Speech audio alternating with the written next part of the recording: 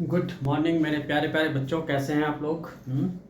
I hope कि आप लोग बहुत बढ़िया होंगे और बहुत एंजॉय कर रहे होंगे। आजकल समर वेकेशंस चल रही है ना, खूब मज़ा ले रहे होंगे। साथ के साथ पढ़ाई भी थोड़ी करते रहो, ठीक है। तो आज की इस सीरीज़ में मैं आप लोगों को लेकर चलूँगा वेक्टर की तरफ। मैंने वेक्टर की पूरी एक सीरीज़ तैयार की है आप लोगों के लिए।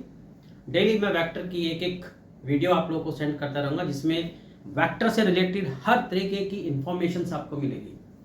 बड़े मज़ेदार वीडियो मैंने आप लोगों के बनाई है, बिल्कुल भी मिस नहीं करना। और जहाँ भी कोई डाउट हो या कोई भी प्रॉब्लम हो तो मेरे से ज़रूर डिस्कस करना। आप लोग अपने कमेंट्स जो है ज़रूर कमेंट बॉक्स में शेयर करना। तो आज मैं शुरुआत करता हूँ वेक्टर की। सबसे पहले मैं आप लोग को बेसिकली अपनी फर्स्ट वीडियो में, वेक्टर की फर्स्ट वीडियो में मैं आप लोगों को बताऊंगा वेक्टर क्या होता है, स्केलर क्वांटिटीज क्या होती है, वेक्टर क्वांटिटीज क्या होती है, and how can we represent the vector on the notebook, right. And what are the types of the vectors, and especially about the unit vector and the parallel vector and the anti-parallel vectors, जिनका बहुत use होता है। Unit vector का तो बहुत use होता है। Unit vector का आप देखेंगे 12th की फिजिक्स में भी बहुत यूज होता है, 11th की फिजिक्स में भी बहुत यूज होता है, और वेक्टर का पूरी फिजिक्स में, इवन मैथ्स में भी एक चैप्टर आपका वेक्टर का होता है 12th में। तो वेक्टर का तो पूरा यूज होना होता है। जब तक आप फिजिक्स पढ़ेंगे समझ लो वेक्टर का साथ नहीं छूटेगा। ये समझ लो कि वेक्टर के बिना फिजिक्स एक तरीके से अपंग सी है, राइट। तो अब देखो फिजिक्स में सबसे पहला जो मैं आज वेक्टर में आप लोगों को बताने वाला हूं कि वेक्टर क्वांटिटीज होती क्या है, राइट। तो सबसे पहले एक तो मैंने बताया आपको कि स्केलर क्वांटिटीज और दूसरा वेक्टर क्वांटिटीज। तो स्केलर क्वांटिटीज और वेक्टर क्वांटिटीज। तो first question is that what are the scalar quantities, right. आप लोग बचपन से पढ़ते आ रहे हैं, मास, टाइम, है ना, इस टाइप की जो चीजें हैं। या जैसे आप लोग फर्स्ट चैप्टर में मैंने आप लोग को यूनिट्स एंड डायमेंशन में बताया था 7 फंडामेंटल क्वांटिटीज। तो बेसिकली ये जो 7 फंडामेंटल क्वांटिटीज मैंने आप लोग को यूनिट्स एंड डायमेंशन के चैप्टर में बताई थी, वो सारी की सारी कैसी होती है, हमारी स्केलर क्वांटिटीज होती हैं। तो पहली बात ये आती है कि भाई स्केलर क्वांटिटीज हैं क्या आखिर। बता सकता है आप में से कोई मेरे कोई स्केलर क्वांटिटीज क्या है? कोई भी बताए। चलिए कोई बात नहीं, मैं आप लोग को बताता हूं कि स्केलर क्वांटिटीज होती क्या है। स्केलर क्वांटिटीज का मतलब होता है कि ऐसी क्वांटिटीज जिनको रिप्रेजेंट करने के लिए केवल न्यूमेरिकल वैल्यू की जरूरत होती है।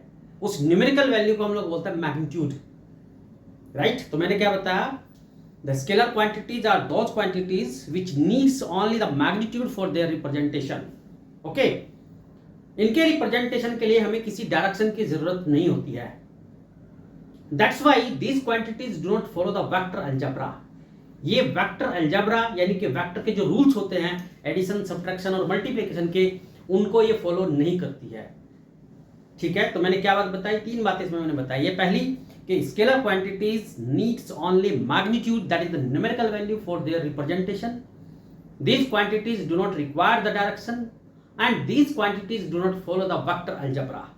तो ऐसी क्वांटिटी जिनको रिप्रेजेंट करने के लिए हमें केवल मैग्नीट्यूड की जरूरत होती है, न्यूमेरिकल वैल्यू की जरूरत होती है, ऐसी क्वांटिटीज को हम लोग क्या बोलते हैं, स्केलर क्वांटिटीज। ऐसी क्वांटिटीज को रिप्रेजेंट करने के लिए हमें डायरेक्शन की जरूरत नहीं होती है। जैसे मैंने कहा कि राम प्रकाश का मास 10 kg है, तो राम प्रकाश का मास 10 kg है, तो 10 kg का मतलब क्या हुआ, हम ये तो नहीं कह सकते कि राम प्रकाश का मास 10 kg नॉर्थ में है, 5 kg साउथ में है, या 3 kg ईस्ट में है। ऐसा तो कहीं नहीं सुना, राइट। तो इसलिए मास कैसी क्वांटिटी होगी, हमारी स्केलर क्वांटिटी होगी। क्लियर। आपने कभी ये भी नहीं सुना होगा कि आज टाइम जो है नॉर्थ साउथ में मूव कर रहा है या जो है ईस्ट में मूव कर रहा है। तो टाइम कैसी क्वांटिटी है, स्केलर क्वांटिटी। बेसिकली वे सारी क्वांटिटी जिनको रिप्रेजेंट करने के लिए हमें सिर्फ डायरेक्शन की जरूरत नहीं होती, केवल और केवल न्यूमेरिकल वैल्यू की जरूरत होती है, मैग्नीट्यूड की जरूरत होती है, उनको हम लोग क्या बोलते हैं, स्केलर क्वांटिटीज। तो मैंने बताया जितनी भी 7 फंडामेंटल क्वांटिटीज है वो सारी कैसी है, स्केलर क्वांटिटीज है। जैसे डिस्टेंस है, स्केलर क्वांटिटीज है, टाइम स्केलर क्वांटिटीज है, राइट। तो इस तरीके से बहुत सारी स्केलर क्वांटिटीज आपको मिलेगी। जैसे वर्क है, स्केलर है, पावर है, स्केलर है। तो ये सारी क्वांटिटीज हमारी क्या होती हैं, स्केलर क्वांटिटीज, राइट। अब बात आती है हमारी नंबर 2, वेक्टर क्वांटिटीज। तो चूंकि पूरा चैप्टर हमारा इस वेक्टर क्वांटिटीज पर ही बेस्ड है, तो इसलिए इसको हमें ध्यान से समझना है। तो वेक्टर क्वांटिटीज क्या होती हैं, देखो जैसे मैंने स्केलर में बताया था कि भाई मैग्नीट्यूड की जरूरत होती है केवल रिप्रेजेंट करने के लिए, लेकिन वेक्टर क्वांटिटीज को रिप्रेजेंट करने के लिए मैग्नीट्यूड के साथ साथ डायरेक्शन की भी जरूरत होती है। लेकिन एक बात हमेशा ध्यान रखना, अगर कोई क्वांटिटी वेक्टर क्वांटिटी है मींस उसको हम जो है मैग्नीट्यूड तो है उसमें और डायरेक्शन भी है, लेकिन अगर वो वेक्टर अलजेब्रा को फॉलो नहीं करती है तो वो वेक्टर क्वांटिटी की कैटेगरी में नहीं आएगी। तो वेक्टर क्वांटिटीज के लिए सबसे जरूरी क्या बातें होती हैं कि it should have the magnitude, it should have the direction and it should follow the vector algebra. If any quantity have the magnitude and directions both but it does not follow the vector algebra, that is the rules of vector addition, multiplication and subtraction, then we will not say this quantity as the vector quantity. For example, जैसे current होती है electric current, तो electric current क्या होती है basically आप circuit में देखते हो, जैसे ये सर्किट था आपका क्लास 10 में आप पढ़े थे, ये आपका सर्किट था, इस सर्किट में आप इलेक्ट्रिक करंट को इस एरो से रिप्रेजेंट करते थे, ये आपकी करंट फ्लो हो रही है। तो अब देखो यहाँ इसको आप एरो से शो करते हो मींस इसमें एक डायरेक्शन शो कर रहे हैं चार्ज के फ्लो होने का, लेकिन इलेक्ट्रिक करंट स्केलर क्वांटिटी होती है, वेक्टर क्वांटिटी नहीं होती। क्यों? क्योंकि इलेक्ट्रिक करंट जो है वो वेक्टर के रूल्स फॉलो नहीं करती, वेक्टर अलजेब्रा को फॉलो नहीं करती, तो इसीलिए ये कैसी क्वांटिटी है इलेक्ट्रिक क्वांटिटी, स्केलर क्वांटिटी। तो मैंने क्या बताया कि जरूरी नहीं होता है कि कोई भी क्वांटिटी जिसमें डायरेक्शन हो वो वेक्टर क्वांटिटी की कैटेगरी में आए।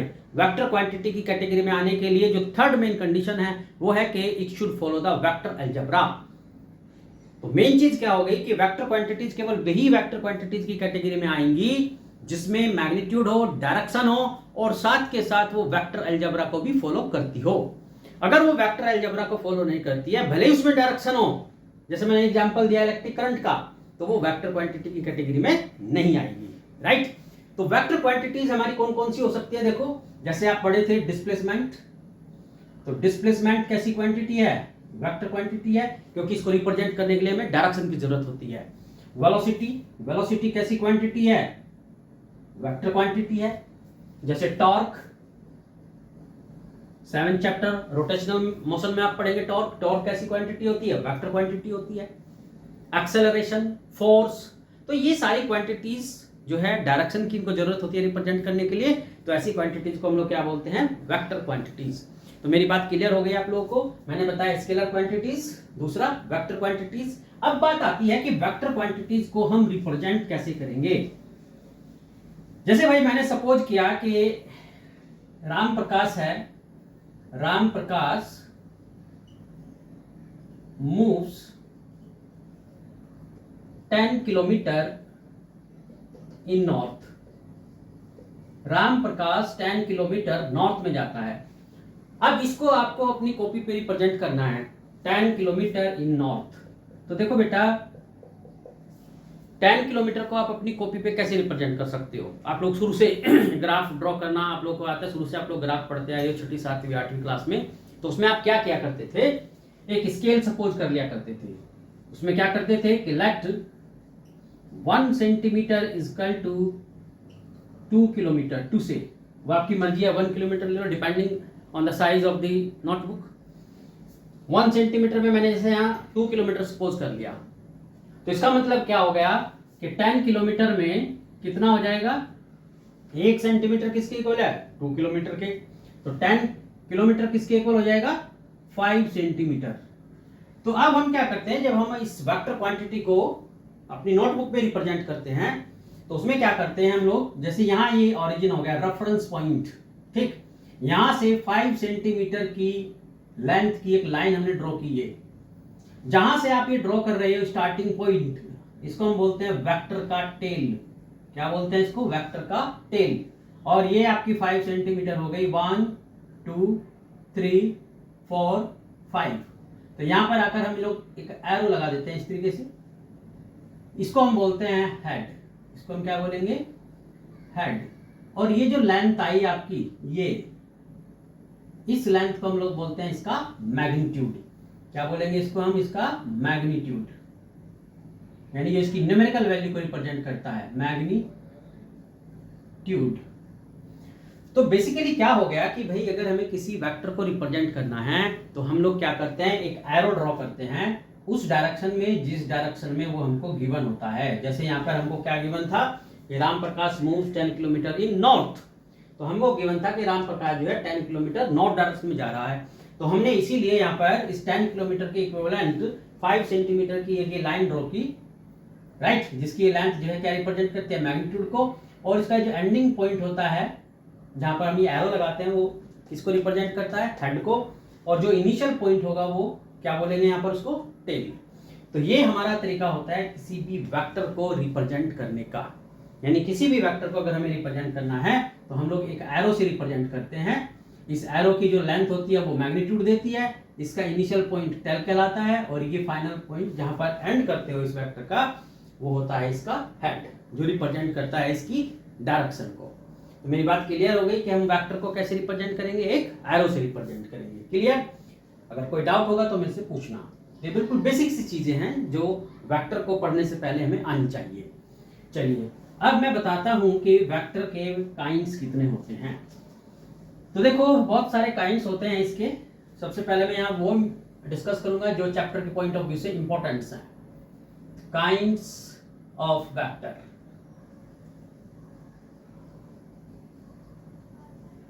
सबसे पहले देखो भाई, को इनिशियल वेक्टर, को इनिशियल वेक्टर। को इनिशियल का मतलब जैसे इसका नेम ही बता रहा है, ऐसे वेक्टर जिनका स्टार्टिंग पॉइंट सेम होता है, यानी जो एक ही पॉइंट से स्टार्ट होते हैं। जैसे ये दो वेक्टर से सपोज इनका स्टार्टिंग पॉइंट सेम है, ये वेक्टर सपोज ए है, ये वेक्टर बी है। मैं एक बात और बता देता हूं, जब भी हमें किसी वेक्टर क्वांटिटी को रिप्रेजेंट करना होता है, राइट, तो हम उसके सिंबल के ऊपर एक एरो लगा देते हैं। जैसे हमने कहा वेक्टर ए, तो वेक्टर ए का मतलब क्या हो गया कि इसके ऊपर हम ये एरो लगा देते हैं। दो तरीके से हम इसको रिप्रेजेंट कर सकते हैं वेक्टर क्वांटिटीज को। एक तो उसके सिंबल के ऊपर एरो ड्रॉ करके, या फिर उसी सिंबल को हम बोल्ड बना दें, राइट, इस तरीके से। तो ज्यादा बेटर होगा कि हम लोग इसके ऊपर एरो लगा दें। तो ये एरो लगाने से क्या होगा कि एक वेक्टर क्वांटिटी को रिप्रेजेंट करेगा। तो को इनिशियल वेक्टर का मतलब हो गया the vectors which have the same starting point, जिनका इनिशियल पॉइंट सेम होता है वो हमारे क्या होंगे, को इनिशियल वेक्टर। नंबर 2, को प्लानर वेक्टर। को प्लानर वेक्टर, तो जैसे इसका नेम ही बता रहा है, यानी ऐसे वेक्टर जो सेम प्लेन में लाई करते हो। जैसे सपोज हमारे पास ये एक्स वाई प्लेन है और ये दो वेक्टर्स हैं, ये एक ही प्लेन में लाई कर रहे हैं, तो इनको हम क्या कहेंगे, कोप्लानर वेक्टर। तो यानी ऐसे वेक्टर जो एक ही प्लेन में लाई करते हैं, कोप्लानर वेक्टर। एक होता है हमारा को टर्मिनस वेक्टर। नंबर 3, को टर्मिनस वेक्टर। तो को टर्मिनस वेक्टर का मतलब क्या होता है कि जिनके एंडिंग पॉइंट्स एक ही होते हैं। जैसे ये वेक्टर हुआ, ये इनके हेड दोनों एक ही को दूसरे को टच कर रहे हैं, तो ये वेक्टर ए और बी हमारे यहाँ कैसे होंगे, को टर्मिनस वेक्टर। क्लियर? तो मैंने कोलिनियर आपको बताया, को इनिशियल, को प्लानर और को टर्मिनल। अब बात आती है हमारी इक्वल वेक्टर्स की। इक्वल वेक्टर का मतलब होता है, देखो मैंने बताया था वेक्टर क्वांटिटी में दो मेन चीजें हैं यहाँ पर, एक डायरेक्शन और एक मैग्नीट्यूड। मैग्नीट्यूड कौन रिप्रेजेंट करता है, वेक्टर का जो लेंथ होती है जिससे आप रिप्रेजेंट कर रहे हो वेक्टर को, उसकी लेंथ उसके मैग्नीट्यूड को रिप्रेजेंट करती है। तो इक्वल वेक्टर का मतलब हुआ इक्वल वेक्टर, तो ऐसे दो वेक्टर जिनकी मैग्नीट्यूड भी इक्वल हो, यानी उनकी न्यूमेरिकल वैल्यू इक्वल हो और भी सेम ही डायरेक्शन में हो। जैसे सपोज ये दो वेक्टर्स हैं आपके, दिस, ये इनकी ये लेंथ दोनों की इक्वल है। लेंथ क्या रिप्रेजेंट करेगी, मैग्नीट्यूड को। ये इनकी लेंथ इक्वल है और ये सेम डायरेक्शन में है, तो ऐसे दो वेक्टर्स को हम क्या कहेंगे, इक्वल वेक्टर। तो मैंने क्या बताया कि जो वेक्टर्स आपके सेम डायरेक्शन में होंगे, जब वेक्टर सेम डायरेक्शन में होते हैं तो उनके बिटवीन जो एंगल होता है वो कितना होता है, थीटा, 0 डिग्री। कितना एंगल होगा, 0 डिग्री, राइट। और जिन दो वेक्टर्स के बीच एंगल 0 डिग्री होता है उनको हम क्या बोलते हैं, पैरेलल वेक्टर भी बोलते हैं, पैरेलल वेक्टर्स। और अगर ये पैरेलल वेक्टर्स हमारे जो हैं सेम लेंथ के हैं, यानी इनका मैग्नीट्यूड इक्वल है, राइट, तो हम इसको क्या कहेंगे, इक्वल वेक्टर्स। तो इक्वल वेक्टर के लिए जरूरी क्या है, उनका मैग्नीट्यूड यानी उनकी लेंथ इक्वल होनी चाहिए और उनके बिटवीन जो एंगल है वो 0 डिग्री का होना चाहिए, यानी वे पैरेलल होना चाहिए, राइट। एक होता है अब हमारा दूसरा anti parallel, anti parallel vector. तो एंटी पैरेलल वेक्टर का मतलब होता है कि ऐसे वेक्टर्स जिनके बिटवीन एंगल 180 डिग्री का हो। अब एंटी पैरेलल में जरूरी नहीं है कि वे इक्वल होंगे, राइट। उन दोनों के बिटवीन एंगल कितना होना चाहिए, 180 डिग्री का। जैसे यहाँ देख रहे हो, ये इस डायरेक्शन में है और ये जस्ट इसके अपोजिट डायरेक्शन में है। तो ऐसे एंगल्स हमारे ऐसे वेक्टर्स क्या होंगे, एंटी पैरेलल वेक्टर्स, राइट। अब जो सबसे अहम बात आती है हमारी, वो आती है पोजीशन वेक्टर। देखो, पोजीशन वेक्टर को थोड़ा ध्यान से समझना, और डिस्प्लेसमेंट वेक्टर के बहुत इंपॉर्टेंट चीजें हैं। बता रहा हूं आप लोग को यूनिट वेक्टर। यूनिट वेक्टर, तो यूनिट वेक्टर क्या होता है, देखो बेटा, जैसे इसका नेम ही बता रहा है, यूनिट वेक्टर यानी एक ऐसा वेक्टर जिसकी लेंथ यूनिट हो, 1 हो, यानी जिसका मैग्नीट्यूड 1 हो। सपोज किया कि एक वेक्टर है आपके पास, ये जिसको हमने कहा 5 किलोमीटर इन ईस्ट। एक वेक्टर है जो 5 किलोमीटर ईस्ट में है। इसका जो मैग्नीट्यूड है, मैग्नीट्यूड को हम कैसे रिप्रेजेंट करते हैं, इस तरीके से। ये या तो आप ऐसे लिख सकते हो मैग्नीट्यूड को, या ऐसे भी लिख सकते हो विदाउट एरो, दिस। तो मैग्नीट्यूड कितना हो गया इसका, 5 किलोमीटर। कितना हो गया, 5 किलोमीटर। डायरेक्शन क्या है, ईस्ट। तो मैंने कहा एक ऐसा वेक्टर जिसका मैग्नीट्यूड 1 हो, उसे हम क्या कहेंगे, यूनिट वेक्टर। तो इसके मैग्नीट्यूड को 1 बनाने के लिए हम क्या करेंगे, देखो वेक्टर है, इस वेक्टर का मैग्नीट्यूड कितना है, 5 है इस समय। अगर मैं इसके मैग्नीट्यूड को 1 चाहता हूं तो मैं क्या करूंगा, जैसे 5 किलोमीटर था तो 5 को 5 से डिवाइड कर दिया, यानी जो यूनिट वेक्टर हमारा हो जाएगा, जैसे यहां देखो, ये है 5 किलोमीटर इन ईस्ट। तो ये क्या है, इसका मैग्नीट्यूड है 5 किलोमीटर। अगर मैं इस मैग्नीट्यूड को, जो 5 किलोमीटर है, राइट, 5 किलोमीटर क्या है इसका मैग्नीट्यूड, तो मैंने इस पूरे वेक्टर को इसके मैग्नीट्यूड से डिवाइड कर दिया। क्या कर दिया, मैग्नीट्यूड से डिवाइड। तो कितना आएगा, 5 बन जा 5, तो 1 किलोमीटर इन ईस्ट, 1 किलोमीटर इन ईस्ट, राइट।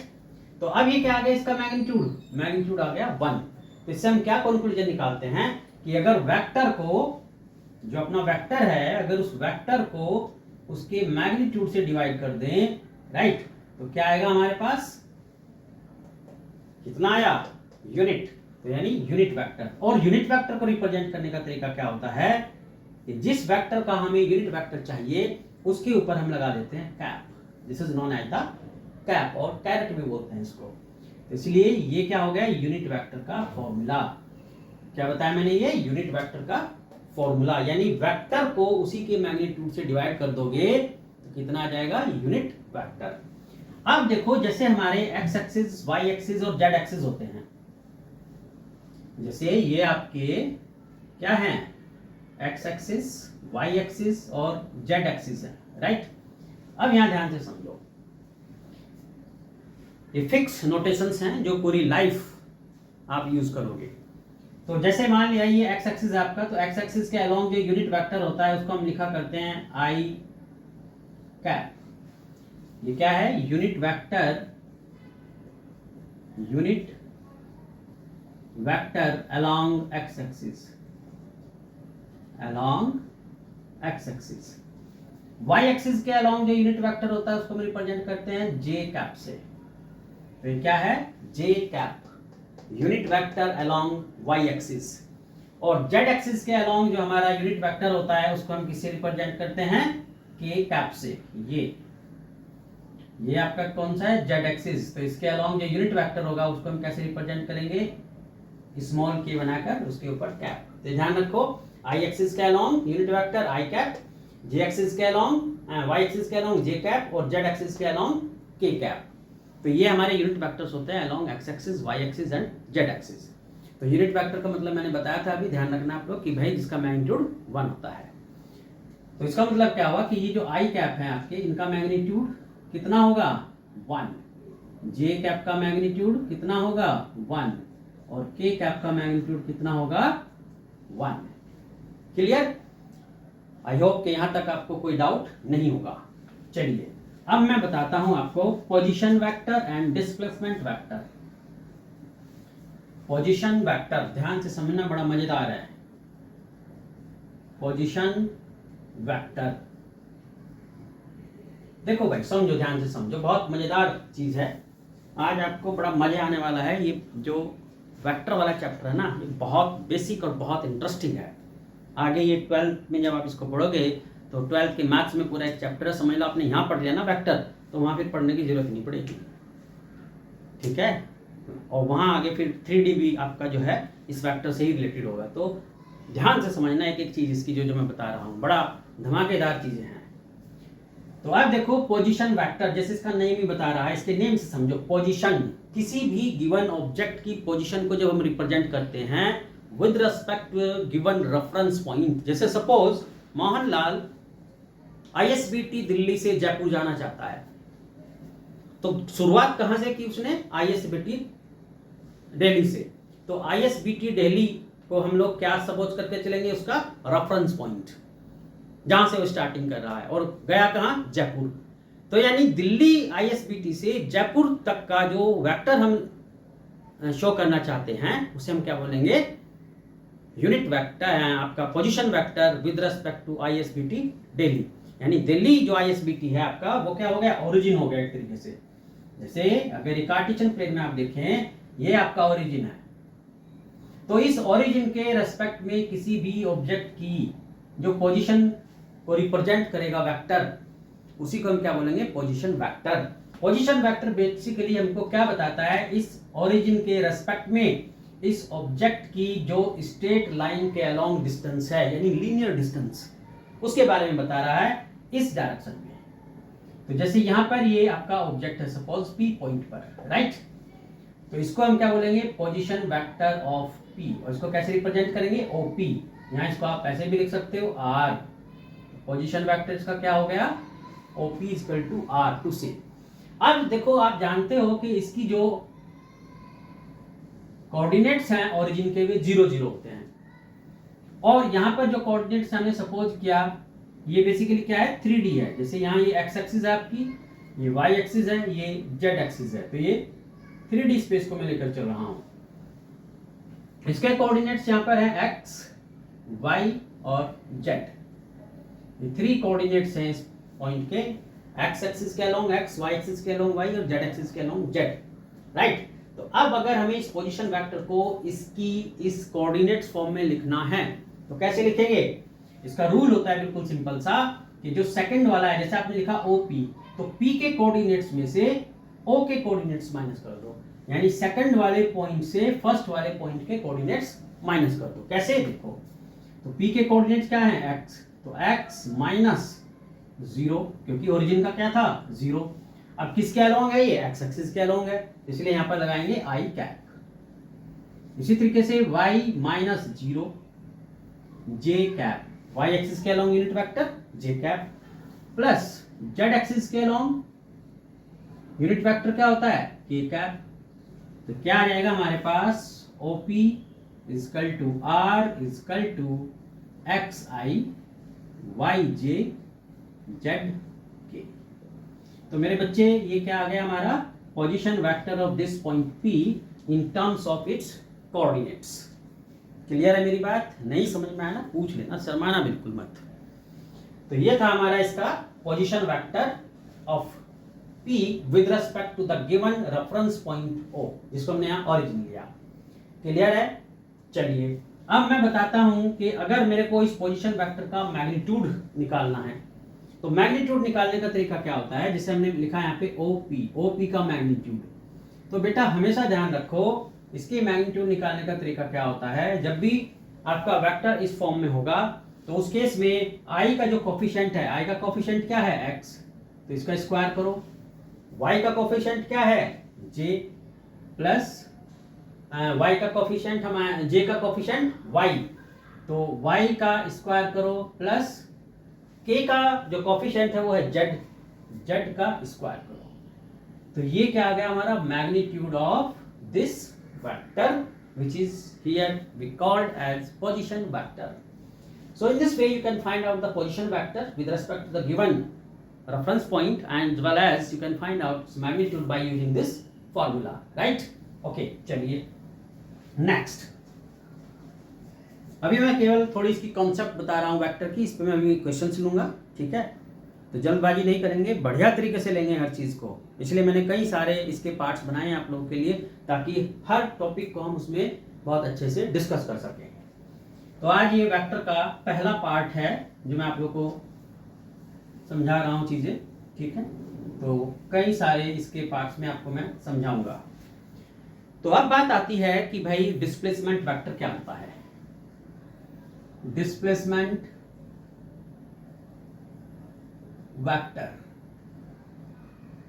तो डिस्प्लेसमेंट वेक्टर क्या है, देखो जैसे मैंने अभी बताया था कि भाई ये दिल्ली है, ऑरिजिन को हमने क्या माना, दिल्ली मान लिया, और ये x axis, y axis, z axis. Delhi मेरा मतलब दिल्ली का एक पर्टिकुलर जगह है, ये ISBT, कश्मीरी गेट। ये क्या है आपका, ISBT कश्मीरी गेट है, जिसको मैं कह रहा हूं O, ऑरिजिन। तो इस ऑरिजिन के कोऑर्डिनेट्स कितने अभी बताए थे मैंने, 0 0 0। कितने क्या कोऑर्डिनेट्स होते हैं ऑरिजिन के हमारे, ये O है, तो इसके कोऑर्डिनेट्स कितने होते हैं, 0 0 0। अब ये यहां पर जयपुर है, क्या है ये, यहाँ जयपुर, जयपुर के कोऑर्डिनेट्स हमने ले लिए x1, y1, z1, राइट। तो क्या हो गया, ये जयपुर हो गया, और इस ओरिजिन के रेस्पेक्ट में हम इसको कंसीडर कर रहे हैं। दूसरा, यहाँ ये जयपुर के बाद ये है हमारा मुंबई, क्या है ये, मुंबई। ये यहां से इसका जो पोजीशन वेक्टर है ये मैंने ले लिया सपोज R2, ठीक, और जयपुर का पोजीशन वेक्टर मैंने ले लिया R1। तो डिस्प्लेसमेंट वेक्टर का मतलब ये होता है किसी भी ऑब्जेक्ट ने कितना अपनी पोजीशन में चेंज किया with respect to reference point. मतलब क्या हुआ कि यहाँ पर जयपुर में मोहनलाल है, ये मोहनलाल यहां से जयपुर से पहुंचा मुंबई, ये कहां से, ये इस डायरेक्शन में जयपुर से मुंबई, और ये जयपुर की जो पोजीशन है विद रिस्पेक्ट टू ओरिजिन वो ये है R1, और ये क्या है, R2 है, ठीक है। तो हमें चाहिए जयपुर से मुंबई तक का डिस्प्लेसमेंट, ये कितना यहां ट्रैवल किया with respect to origin, right. तो देखो इसको मैंने A पॉइंट ले लिया, इसको मैंने B पॉइंट ले लिया, तो मेरे को क्या चाहिए अब, AB। तो डिस्प्लेसमेंट वेक्टर का मतलब क्या बताया मैंने, पहले तो यही समझ लो कि भाई डिस्प्लेसमेंट वेक्टर का मतलब क्या है। डिस्प्लेसमेंट वेक्टर का मतलब होता है किसी भी ऑब्जेक्ट की पोजीशन में जो चेंज आया in given interval of time with respect to origin, right. तो अब मेरे को ये चेंज चाहिए कि ये यहां से यहां तक कितना ट्रेवल किया, AB विद डायरेक्शन। तो ये डिस्प्लेसमेंट वेक्टर हो गया हमारा AB, यानी जयपुर से मुंबई तक का। तो अब यहाँ देखो मैंने शुरू में बताया था कि अगर हमें कार्टेशियंस दिए गए हैं, कोऑर्डिनेट्स दिए गए हैं और वेक्टर की फॉर्म में उसे लिखना है, तो सेकंड वाले में से फर्स्ट वाले के कोऑर्डिनेट्स माइनस करो, यानी B वाले के कोऑर्डिनेट में से A के कोऑर्डिनेट्स को माइनस करो, तो कितना आ जाएगा। और अगर इसको पोजीशन वेक्टर के टर्म्स में लिखना है तो सेकंड वाले के पोजीशन वेक्टर में से फर्स्ट वाले के पोजीशन वेक्टर को कैसे, देखो सेकंड का पोजीशन वेक्टर क्या है हमारा, OB, फर्स्ट का पोजीशन वेक्टर यानी A का OA, तो ये इसका डिस्प्लेसमेंट वेक्टर हम फाइंड करेंगे इस तरीके से। ये क्या है, OB है हमारा R2, और ये कितना है, R1। तो इस तरीके से हम ये अपना डिस्प्लेसमेंट वेक्टर R यानी दिस जो डिस्प्लेसमेंट वेक्टर है AB, उसको हम यहाँ इस तरीके से पोजीशन वेक्टर की फॉर्म में निकाल सकते हैं। और अगर हमें ये कार्टेशियन यानी कोऑर्डिनेट्स गिवन है तो हम कैसे लिखेंगे, देखो इसको जैसे मैंने बताया AB equal to OB minus OA, right. तो बेसिकली क्या करना होगा, B के कोऑर्डिनेट्स में से A के कोऑर्डिनेट्स को माइनस कर दो, तो कितना आ जाएगा, x2 minus x1 i cap, y2 minus y1 j cap plus z2 minus z1 k cap. तो ये क्या आ जाएगा हमारे पास, डिस्प्लेसमेंट वेक्टर। यानी जो मोहनलाल जयपुर से मुंबई तक गया विद रेस्पेक्ट टू ओरिजिन, अगर इसको हम देखें तो हमारा जो डिस्प्लेसमेंट आ गया, डिस्प्लेसमेंट वेक्टर वो कितना आ गया, दिस। क्लियर है? यहाँ तक कोई डाउट किसी तरीके का? और इसका मैग्नीट्यूड निकालना है तो फिर अपना वही तरीका अप्लाई कर सकते हैं। मैग्नीट्यूड क्या हो जाएगा, आर कैप इक्वल टू आई के कोफिशिएंट का स्क्वायर, x2 माइनस x1 का whole square, plus y2 minus y1 का होल स्क्वायर, प्लस k के कोफिशिएंट का स्क्वायर यानी z2 माइनस z1 का होल स्क्वायर। तो इस तरीके से हम जो है ये पोजीशन वेक्टर और डिस्प्लेसमेंट वेक्टर का मैग्नीट्यूड इस तरीके से फाइंड आउट कर सकते हैं। कोई भी वेक्टर अगर हमारे पास होगा इस फॉर्म में, इसको हम बोलते हैं कार्टेशियन फॉर्म या कोऑर्डिनेट्स फॉर्म, उसका मैग्नीट्यूड हम हमेशा इस तरीके से निकालेंगे। तो ये फॉर्मूले आपको टिप्स पे रखने हैं, ठीक है। अब मैं इन पे न्यूमेरिकल लेता हूं कि हम इनको यूज कैसे करेंगे, अप्लाई कैसे करेंगे, राइट। चलिए आइए देखिए, इनको मैं थोड़ा सा न्यूमेरिकल से समझाता हूं। मजा तो आ रहा होगा ना भाई? अगर कोई डाउट हो तो बिना किसी हेजिटेशन के डिस्कस करना। तो आओ देखो, जैसे सपोज आपको गिवन है वेक्टर, क्वेश्चन देखो नोट कर लेना, vector a equal to 2i plus 3j plus 4k cap. तो ये वेक्टर है हमारे पास 2i cap, right, 2i cap 3j cap plus 4k cap. तो क्वेश्चन है फाइंड, पहले बिल्कुल सिंपल सा क्वेश्चन, फाइंड यूनिट वेक्टर। अब यूनिट वेक्टर को बहुत तरीके से पूछा जा सकता है, तो मैं सारे तरीके आपको बताऊंगा वन बाय वन। तो यूनिट वेक्टर फाइंड करना है, तो मैंने अभी बताया था कि भाई जो यूनिट वेक्टर होता है, सॉल्यूशन देखो अब इसका। तो यूनिट वेक्टर क्या होता है, A cap equal to vector A upon magnitude of A. First of all, we will find the magnitude of A, and you know that magnitude of A, if vector is in Cartesian form, then how can we find out the magnitude of this vector? I have told you the formula of this vector to find out the magnitude, that I का जो coefficient है उसका square plus j के coefficient का square plus k के coefficient का square. तो कितना आ गया बच्चे, ये आ गया 4, 9, 16 is equal to 29. How much is this? This is 29. So 29 is the magnitude.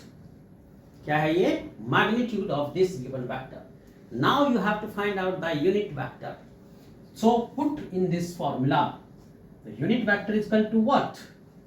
Vector A plus 3j plus 4k divided by the magnitude of this. So this is the unit vector of vector A. Any objection? Objection overruled. So this is the unit vector of given vector A, right? चलिए दूसरा question, इस बार आप करके दिखाओगे मुझे। अब मैं question की थोड़ी सी लैंग्वेज को चेंज करूंगा, तो आपको अपना दिमाग खोल के रखना है, खुले दिमाग से जवाब देना है। देखो क्वेश्चन क्या है, क्वेश्चन है you are given a vector A is equal to minus I cap plus j cap plus 2k cap, okay, then find a vector having magnitude 25 in direction of vector A. तो प्यारे बच्चे question क्या है कि भाई एक ऐसा vector find करो जिसका मैग्नीट्यूड तो 25 हो और वो इस ए की डायरेक्शन में हो। तो बताओ कैसे करोगे, सोच कर बताओ, कॉपी पेन निकालो और करके आंसर दो इसका। नहीं आ रहा है ना? घूम गए। आओ देखो वर्डिंग पे ध्यान दो। फाइंड ए वेक्टर हैविंग मैग्नीट्यूड 25, एक ऐसा वेक्टर जिसका मैग्नीट्यूड 25 हो लेकिन डायरेक्शन किसकी हो, ए की हो। तो बेटे जब भी ऐसा पूछा जाए कि भाई in the direction of this vector along the this vector या in the line of this vector, तो जब ऐसे वर्ड यूज किए जाते हैं तो इसका मतलब क्या होता है, हमें पहले यूनिट वेक्टर फाइंड आउट करना होगा। मैंने बताया था यूनिट वेक्टर का मैग्नीट्यूड 1 होता है, राइट। यूनिट वेक्टर का मैग्नीट्यूड कितना होता है, 1। वो हमें क्या प्रोवाइड करेगा, डायरेक्शन प्रोवाइड करेगा। तो जैसे ये वेक्टर है ए, अब अगर इसका हम यूनिट वेक्टर लेंगे तो उसका मैग्नीट्यूड तो 1 होगा, डायरेक्शन किसकी मिल जाएगी, इस ए की मिल जाएगी। तो पहले देखो, पहले तो क्या करेंगे हम, इसका सॉल्यूशन देखो। ए का मैग्नीट्यूड फाइंड करो। ए का मैग्नीट्यूड कितना हो गया हमारे पास, -1 का स्क्वायर यानी आई के कोफिशिएंट का, जे के कोफिशिएंट का स्क्वायर और के कोफिशिएंट का स्क्वायर। तो कितना आ गया बच्चे, 1 + 1 + 4 = √6। अब इसका हम यूनिट वेक्टर फाइंड करो। तो यूनिट वेक्टर क्या होता है, दिस, ये। तो यूनिट वेक्टर क्या आ जाएगा हमारे पास, -i cap + j cap + 2k cap upon √6। तो मेरे प्यारे से बालक क्या आया, ये आया हमारा unit vector. And what it will give us, it will give us the direction of this vector, but it has the magnitude 1, and you know that if 1 is multiplied by some scalar value then it will becomes how much, कितना बताओ। अगर 1 को आप किसी scalar value से multiply करते हो, जैसे मान लिया स्केलर वैल्यू आपकी 5 है सपोज, तो 1 को 5 से मल्टीप्लाई करोगे तो कितना आएगा, 5 आएगा। तो इसी तरीके से ये क्या है, हमारा यूनिट वेक्टर है। क्या है ये, यूनिट वेक्टर। इसका मैग्नीट्यूड कितना है, 1। तो अब इसके मैग्नीट्यूड को यानी यूनिट वेक्टर को मल्टीप्लाई कर दोगे 25 से, तो वही वेक्टर आ जाएगा जो हमसे क्वेश्चन में पूछा है। बेसिकली क्या बताया मैंने कि भाई जो वेक्टर हमें चाहिए, द रिक्वायर्ड वेक्टर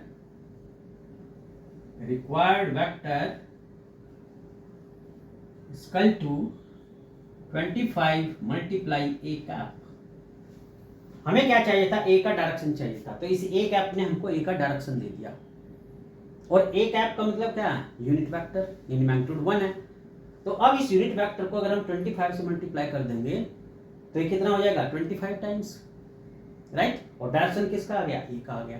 तो सीधी सी बात है, ध्यान रखो कि जो यूनिट वेक्टर होता है वो हमें क्या प्रोवाइड करता है, direction of that vector.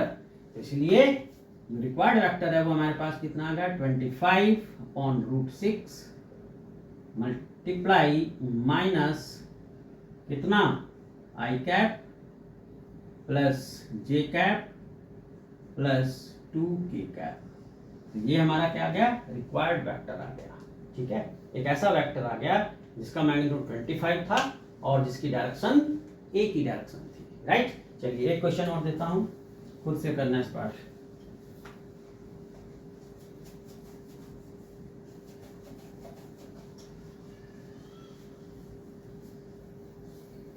Question है कि देयर आर 2 वेक्टर्स। क्वेश्चन देखो, 2 वेक्टर्स हैं, vector a equal to 2i cap plus 3j cap plus 4k cap, ये 2 वेक्टर्स हैं। दूसरा वेक्टर है -i cap plus j cap minus k cap. So find a vector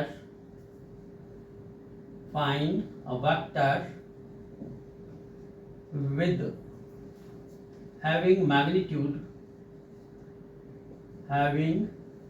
magnitude 8 in direction of a plus b। समझे question में कहा है कि एक ऐसा वेक्टर फाइंड करो जिसका मैग्नीट्यूड तो 8 हो और उसकी डायरेक्शन किसकी हो, इस a प्लस बी की डायरेक्शन में हो। इसका मतलब क्या है, a प्लस बी की डायरेक्शन में होगा इसका मतलब क्या चाहिए, हमें a प्लस बी का यूनिट वेक्टर निकालना होगा। तो सबसे पहले क्या करेंगे, हम a और b को ऐड करेंगे। तो क्या करेंगे, सबसे पहले देखो, पहले तो हमने लिया a plus b. a plus b क्या आ जाएगा, 2i cap 3j cap plus 4k cap plus minus i cap plus j cap plus k cap. तो कितना आ गया, 2 में से बन गया 1, तो यानी i cap plus 4j cap plus 5k cap. तो ये एक ऐसा वेक्टर आ गया जो इन दोनों के सम के इक्वल है। अब इसका मैग्नीट्यूड लो, इसको मैंने सपोज कर दिया c से रिप्रेजेंट कर दिया इस वेक्टर को। c किसके इक्वल ले लिया मैंने, a और b के सम के इक्वल ले लिया। यानी मैं लिख देता हूं c क्या है हमारे पास, c equal to a plus b. मैंने ये a प्लस बी को क्या लिख दिया, c लिख दिया है। तो अब c का यूनिट वेक्टर लो, तो डायरेक्ट करूंगा मैं, देखो यूनिट वेक्टर क्या हो जाएगा इसका, i cap plus 4j cap plus 5k cap upon इसका मैग्नीट्यूड। तो i का कोफिशिएंट 1, j का कोफिशिएंट 4 और ये 5।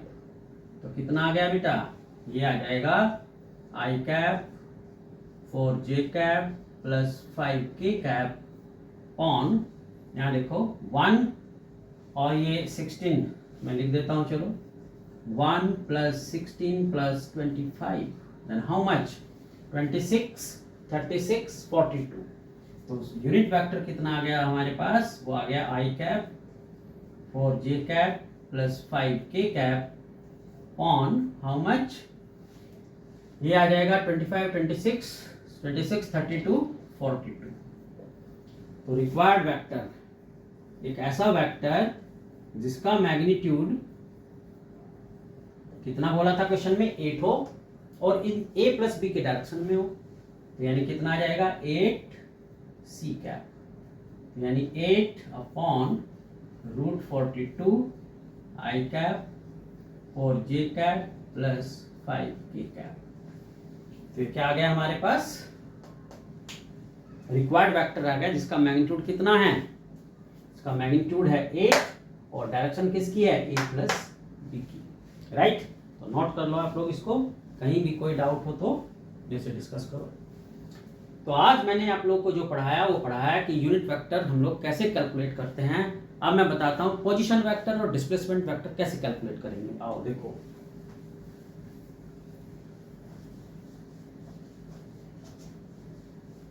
अब जैसे हमको बोला गया है कि मुरारी है, ये रेफरेंस पॉइंट है आपका ओरिजिन, राइट। इसको मैं 3D ले लेता हूं, z axis, x axis, y axis. Origin है ये जिसके कोऑर्डिनेट 0 0 हैं। और ये मुरारी लाल इस समय यहाँ जयपुर पे बैठा हुआ है, जयपुर में। कहाँ है ये, जयपुर में हवा महल में है, राइट। और इसके यहाँ कोऑर्डिनेट्स क्या है इस रेफरेंस पॉइंट के रेस्पेक्ट में, वो है सपोज 10 20 और 30, ये इसके कोऑर्डिनेट्स हैं। तो हमें क्या करना है, इसका पोजीशन वेक्टर फाइंड करना है। तो ये पॉइंट मैंने ले लिया P, तो यानी क्या फाइंड करना है, OP। तो मैंने बताया था बच्चे, इस P के कोऑर्डिनेट में से O के कोऑर्डिनेट्स माइनस करो। तो कितना आ जाएगा, देखो 10 minus 0 i cap, 20 minus 0 j cap plus 30 minus 0 k cap, right. तो कितना आ गया हमारे पास position vector, OP is equal to 10i 20j plus 30k cap. तो ये क्या आ गया हमारा, इसका पोजीशन वेक्टर आ गया कितना, this with respect to origin O। अब देखो मैं डिस्प्लेसमेंट वेक्टर निकाल के दिखाऊं, बहुत आसान सी चीजें हैं, ये बीच बीच में बहुत यूज होंगी क्वेश्चंस में, अभी तो जस्ट स्टार्टिंग है। अब देखो डिस्प्लेसमेंट वेक्टर कैसे निकालेंगे। अब मान लिया ये जो यहाँ बंदा बैठा हुआ था जयपुर के हवा महल में, यहाँ से वो चलकर यहाँ आ जाता है, कहाँ पर, सपोज इसको हमने ले लिया, मुंबई ले लिया, सिंपल से शब्द है मुंबई, मजेदार से बढ़िया बढ़िया से, है ना। और यहाँ पर इसके कोऑर्डिनेट सपोज किया ये हैं 40, 30 और 50। अब हमें जो है फाइंड करना है डिस्प्लेसमेंट वेक्टर। इसको मैंने नेम दे दिया, पी दिया था, इसको दे दिया मैंने क्यू नेम। तो हमें पी क्यू फाइंड करना है, तो डिस्प्लेसमेंट वेक्टर पी क्यू। तो मैंने इसके लिए कहा था क्यू के कोऑर्डिनेट्स में से पी के कोऑर्डिनेट्स माइनस को, यानी सेकंड वाले में से फर्स्ट वाले माइनस करने हैं। तो कितना आ गया, 40 माइनस 10 आई कैप, 30 माइनस 20 जे कैप, और 50 माइनस 30 के कैप। भाई ये ध्यान रखो, ये आई जे के कैप क्यों लगा रहे हैं, क्योंकि ये एक्स एक्सिस के अलोंग है, ये वाई एक्सिस के अलोंग, ये जेड एक्सिस के अलोंग, राइट। तो ये आ जाएगा मेरे पास कितना, 30 आई कैप, 10 जे कैप और 20 के cap. So this is the displacement vector. Clear है यहाँ तक? तो आज एक बार मैं इसकी समरी बता देता हूँ। अगले पार्ट्स में मैं एडिशन ऑफ वेक्टर्स लूंगा, उसके different methods, triangular method, polygon method, parallelogram method, formula and ढेर सारे न्यूमेरिकल्स। उसके बाद फिर मैं लूंगा इसमें dot product and cross product, right. तो इस तरीके से 1 बाय 1 करके हम लोग वेक्टर को पूरा अच्छे से कवर करेंगे, क्योंकि बहुत इंपॉर्टेंट टॉपिक है ये पूरी फिजिक्स के लिए। तो मैं समरी बता देता हूँ। मैंने आपको बताया कि दो तरह की क्वांटिटीज होती हैं, scalar and vector quantities. Scalar needs only magnitude for their representation, while the vector needs the magnitude, direction as well as these quantity that the vector quantity will follow the vector algebra, right। फिर मैंने आपको बताया इसके kinds कितने होते हैं, को initial, को टर्मिनल, है ना, को planar, equal vectors, parallel vector, anti parallel vector, है ना, position vector, displacement vector, unit vector. तो ये सारी चीज़ें मैंने आज आप लोगों को कवर की है। तो आई होप कि आप लोगों को बड़ा मज़ा आया होगा, और अगर कहीं कोई डाउट रहे तो डिस्कस करना, ठीक है। ओके, बढ़िया से करना, तैयार मस्ती से, जहाँ से जो प्रॉब्लम्स मिले वहाँ करना। और मैं अगली क्लास में इसके बहुत सारे प्रॉब्लम्स लेकर आऊँगा और वेक्टर्स की, और नए नए टॉपिक्स डिस्कस करूँगा, ठीक है। चलिए, ओके, बाय बाय।